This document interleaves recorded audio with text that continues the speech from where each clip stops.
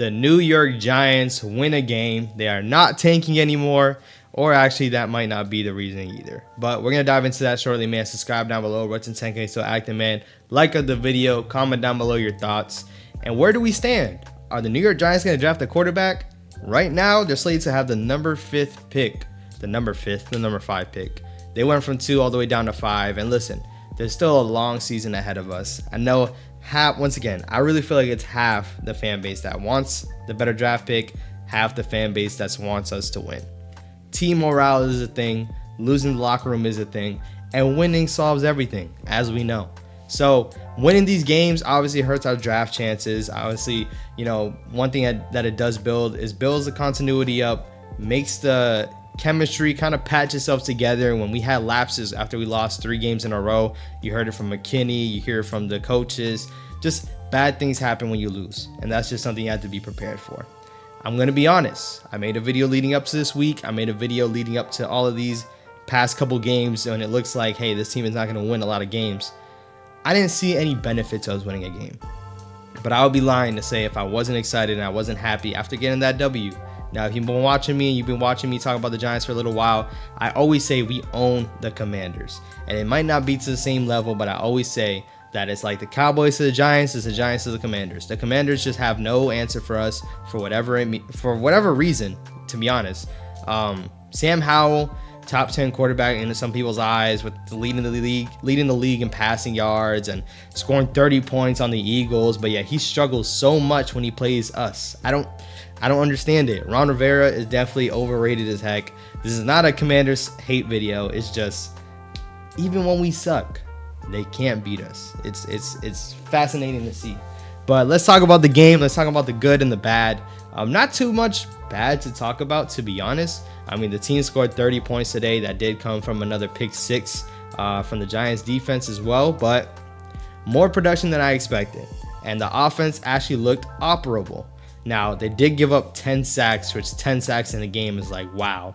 But at the same time, even being able to have chunk plays and even being able to put up, big plays all together. Once again, you have your quarterback 3 out there, Tommy DeVito, his second start in his career, and can't complain. I can't complain. Now, is he perfect? No. Is he competitive if we play a competitive team? I don't think so either. I just think that shows how bad the Commanders are. And at the same time, too, I got to give credit where credit is due. This is probably the best game, and this is a long shot, but it's the best game that I've seen from Mike Kafka this year. In terms of scheming guys open, getting guys into space, and once again, some players were wide open. You saw on Darius Slayton's touchdown. He was pretty open. In the NFL, that is wide open. Saquon Barkley on both of his touchdowns, both receiving touchdowns. Shout out to Saquon Barkley, man. He's balling, and he likes to kill the Commanders too. Saquon always plays well against the Commanders. He had 2 receiving touchdowns. One of them, you have everybody running across the field to the left, and you have Saquon Barkley slipping out, going to the right, just man-on-man coverage. He's beating a linebacker. That's what he did.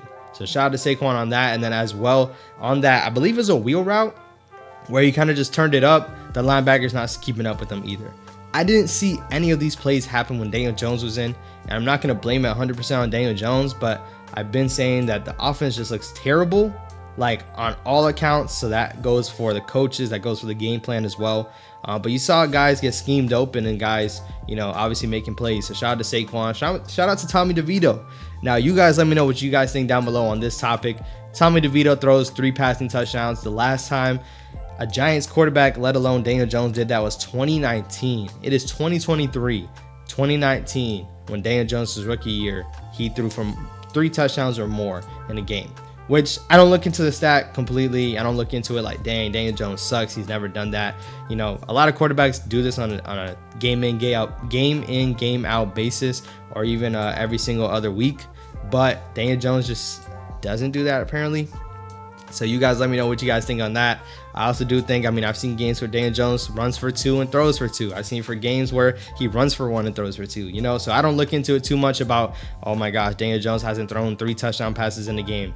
Maybe it's a little alarming, but that's just how I look into it. You guys let me know what you guys think. Now, the defense, once again, this is twice now. Against the Commanders, they lock it down. they lock it down against the Commanders, and the Commanders have no answer. Dexter Lawrence wrecking havoc. Kayvon Thibodeau, he's going to get his own video this week. This man put up 10.5 sacks so far with still some games to play. And even I love the quote. I love the quote coming from Tavon where he, spoke to the offensive tackle. He said, "Thank you." And the tackle said, "What?" And he said, "Thank you for giving me 10 sacks." And it didn't even happen yet. And he ended up getting it. So, he likes to turn up against the Commanders as well. Once again, our players just like to show up against his team.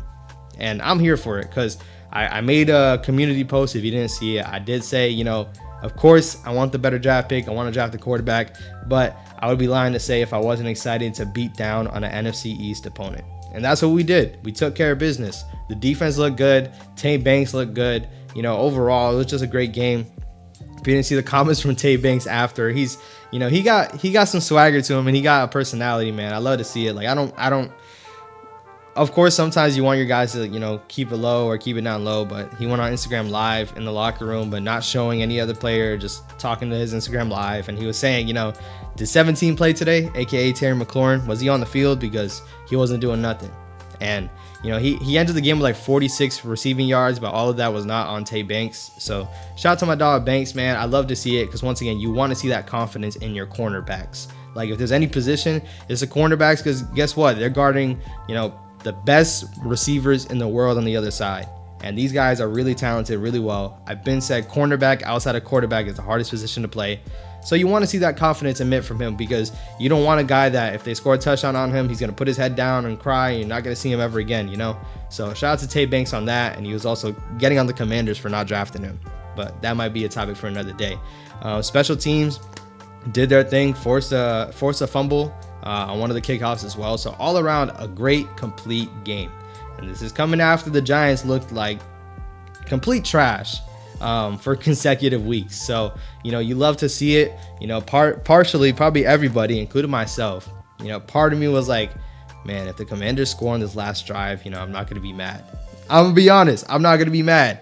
We showed signs to play well. We played well in certain areas. We lose a game and keep the pick.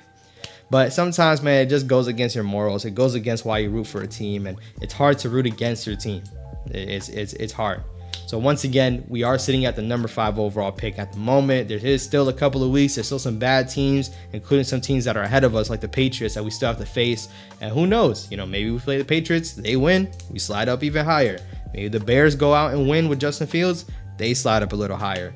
Maybe if the Cardinals continue to play well, which they didn't win, but Kyler Murray being back, you can see some things shake around, man. So for all you guys that are tanking, for all you guys that want a quarterback, the chase is still on. We're going to see what happens at the end of the year. But I said it originally. Now, when we had Tommy DeVito, I didn't expect it. But I said it, that this team is too good to be drafting in the top 3 when we had Daniel Jones. Tommy DeVito playing quarterback? Maybe. But I didn't expect Tommy DeVito to get a win, and he just did. So, who knows what it's going to be moving forward, man.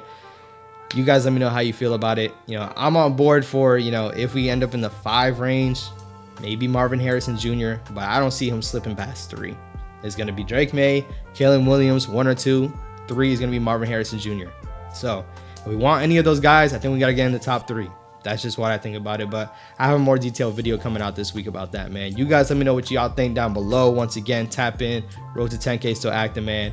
Comment down below your thoughts. Like the video. And if you haven't seen my other ones, I got more videos right here. I will catch you on the next one.